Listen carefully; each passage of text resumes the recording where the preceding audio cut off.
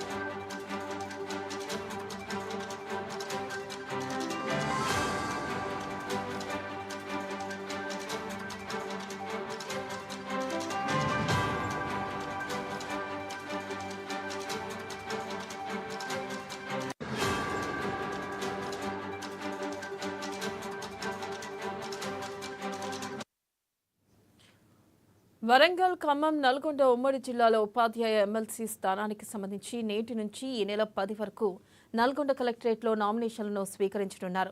Collector ఈలా Tripathi ఎన్నికల returning అధికారిగా వ్యవహరించనున్నారు. ఇక 12 జిల్లాలు 191 మండలాలు ఈ స్థానం పరిధిలోకి రానుండగా పోటీ చేసేవారు నల్గొండలోనే నామపత్రాలను సమర్పించాల్సి ఉంటుంది. శని, ఆదివారాలు మినహా మిగతా రోజుల్లో ఉదయం 11 గంటల నుంచి మధ్యాహ్నం 3 గంటల వరకు నామినేషన్లను స్వీకరిస్తారు. జనరల్ కేటగిరీ అభ్యర్థులు 10,000, ఎస్సీ, ఎస్టీ అభ్యర్థులు 5,000 నామినేషన్ ఫీజును చెల్లించాల్సి ఉంటుంది. ఇక దీనికి సంబంధించిన ఏర్పాట్లను జిల్లా యంత్రాంగం పూర్తి చేసింది. కలెక్టరేట్ ఆవరణలో దాదాపు 30 మంది ఉన్నతాధికారులు, సిబ్బంది సేవల్ని దీనికోసం వినియోగించనున్నారు. అభ్యర్థులు ప్రచారం సహా వాహన అనుమతులను ఎక్కడెక్కడ ఏఆర్ఓల వద్ద తీసుకోవాలని ఆదేశాలను చేశారు.